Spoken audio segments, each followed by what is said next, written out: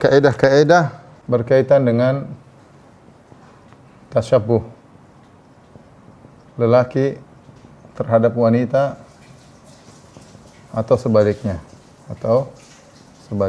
ya. Tentunya Rasulullah SAW melarang hal ini. Dalam hadis kata Nabi SAW, la'ana Rasulullah SAW, la'ana Allah al-mutasyabbihat, la'ana Allah al-mutasyabbihat minan nisa birrijal wal mutasyabbihin minar rijal bin nisa. Kata Nabi sallallahu alaihi wasallam, ya, Allah melaknat para lelaki yang meniru wanita dan para wanita yang meniru-niru para lelaki.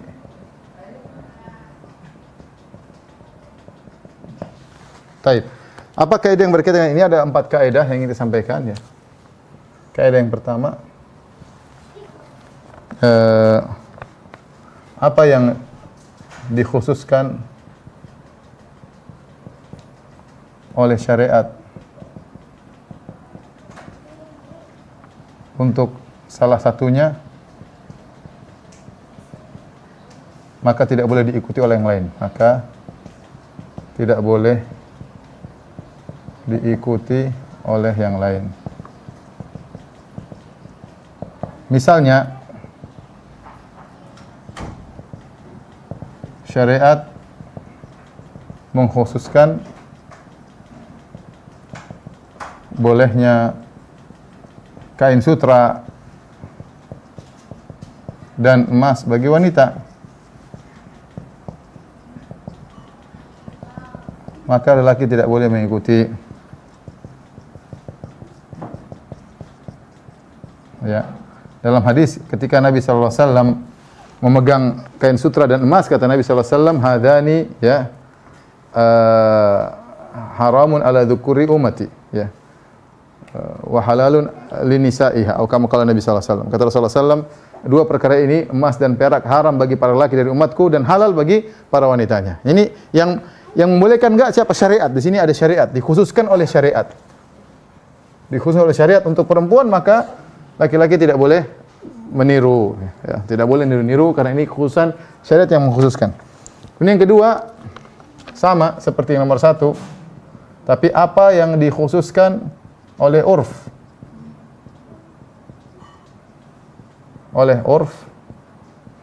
tradisi kepada salah satu dari keduanya, maksudnya laki-laki atau wanita, ya, maka yang lain tidak boleh mengikuti.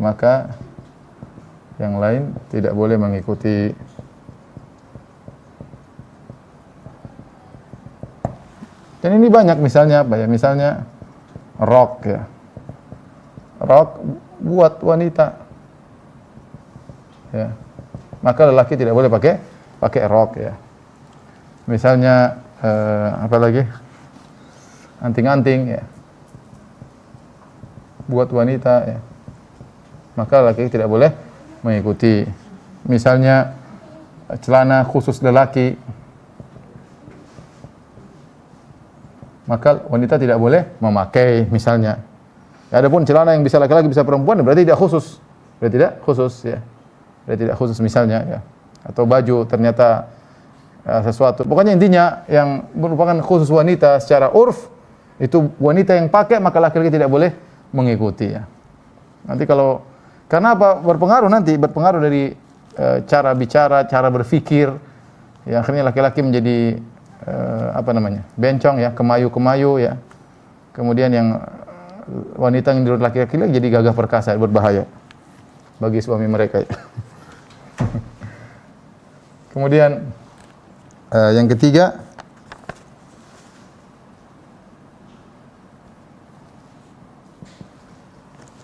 jika ada dalil syar'i yang membolehkan keduanya untuk melakukan hal tersebut atau memakai hal tersebut. Memakai sesuatu, maka tidak ada tasyabbuh. Contoh cincin. Cincin, dalil menunjukkan, dalil syar'i menunjukkan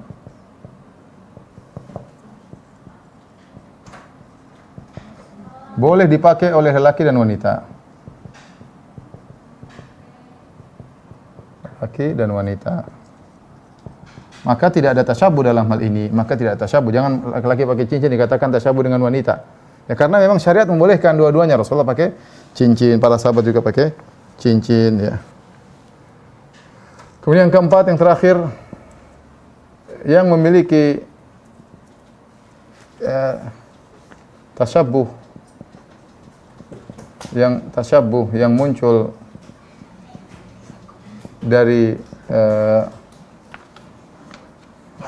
sananya, ya, maka berusaha semaksimal mungkin untuk ditinggalkan,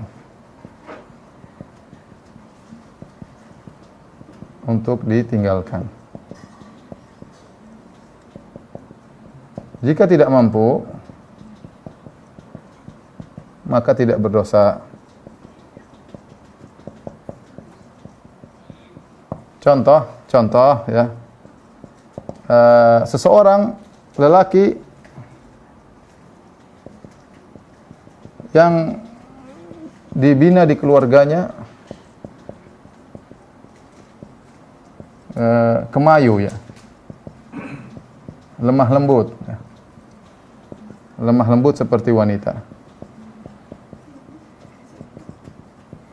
Jadi misalnya dia 5 bersaudara, kakak beradik.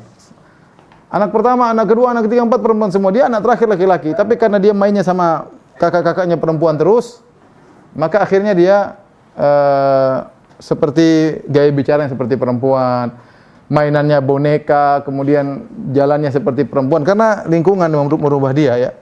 Menjadi seperti itu. Maka orang seperti ini kita suruh dia untuk meninggalkan sikap-sikap tersebut. Ya, semaksimal mungkin dia berusaha. Tapi kalau dia sudah berusaha ternyata tidak berubah-ubah juga, ya kita bilang la yukallifullahu nafsan illa usaha. Itu di luar kemampuan seseorang, Inilah kaidah yang berkaitan dengan tasyabbuh antara laki dengan wanita. Yang perlu saya ingatkan terakhir, peringatan,